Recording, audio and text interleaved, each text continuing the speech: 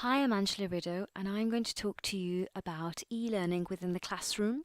We recently did an e-learning walk and captured lots of different types of examples that were gold, silver, and bronze. So that's how we've rated different levels of e-learning happening within a classroom context. Staff were given guidance for bronze, silver, and gold to be able to help them plan what they wanted to do as part of their e-learning walk.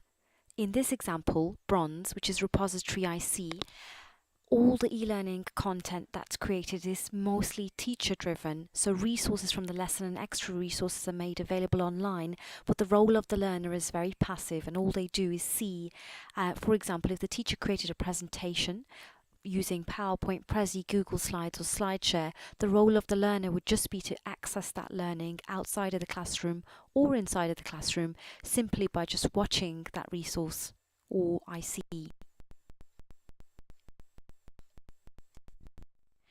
In the silver example, learning is more interactive and the learner has a bigger role, and the learner is actively engaged and can interact either with the resource or with each other. They can contribute to the resource or complete an activity or add a comment. For example, an online forum, and the student can basically add their comment to that forum. In the gold example, that's collaborative, and that's where the student has more autonomy. They're empowered to create their own discussions, their own activities, projects, or case studies. A typical example would be the student would be able to consolidate their learning and create something like an animation using Powtoon, GoAnimate, or Voki. And the key difference between this and any of the other bronze and silver categories of e-learning is that the student is completely in charge in the gold category and learning is student driven. This is an example of the Padlet that was used to capture the e-learning walk examples and feedback. The address is padlet.com/Angela_Rideau/e-learning walk. And lots of different subject areas went around and peer reviewed and gave feedback on different examples of e-learning being used either in a bronze category, a silver category, or a gold category. And I'm going to take a couple of these examples that you can see here with pictures and explain to you why they are bronze, silver, or gold.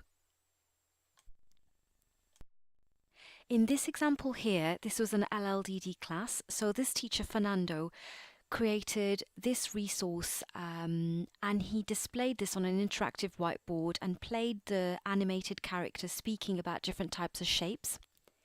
He then paused the interactive whiteboard animation and the students were then given the opportunity to practice drawing their own shape and colouring their own shape.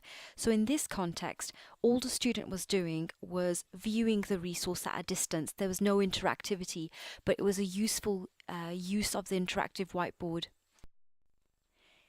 He further extended opportunities for independent learning with one of the learners that was quite advanced, and he differentiated the activity with another interactive whiteboard in the lesson, and the student was able to do this as an extension activity to go up to the board and drag and drop different types of shapes onto the pictures there, and this interactive resource gave automatic feedback to the student. So because the student was able to interact with the activity, this is an example of silver. And finally, in another LLDD session, this teacher allowed the students to have a look at the demonstration of using a word cloud using a software called Tagzido, and then the students had the opportunity to create their own. So they were doing this completely independently, and in this particular example, a word cloud was created using words around food and drink. So those are three different examples of how to use e-learning within a classroom context at gold, silver, and bronze.